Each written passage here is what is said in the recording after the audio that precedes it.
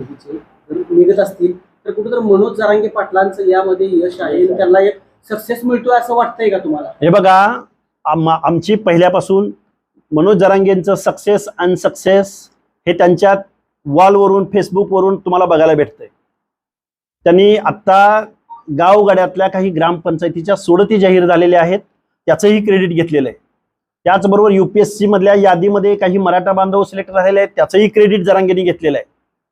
मग हे जर खरं असेल, हे जर वास्तव असेल, आणि आता निवृत्त न्यायाधीश शिंदे समितीच्या जर 8 लाखाहून, बघा किती आकडा आहे तो, 8,25,851 जर कुणबी प्रमाणपत्र इश्यू झाले असतील तर मला वाटतंय जो सामाजिक न्यायाच्या प्रतीक्षेमध्ये असणारा OBC आहे त्याचं आरक्षण संपलेलं आहे. आणि जरांगेंचं आंदोलन दुर्दैवानं यशस्वी झाले असंच म्हणावं लागेल. जर एवढे सर्टिफिकेट दिले गेले असतील तर मी माझ्या सांगोल्यामधून बोलतोय, मी माझ्या सोलापूर जिल्ह्यामधून बोलतोय.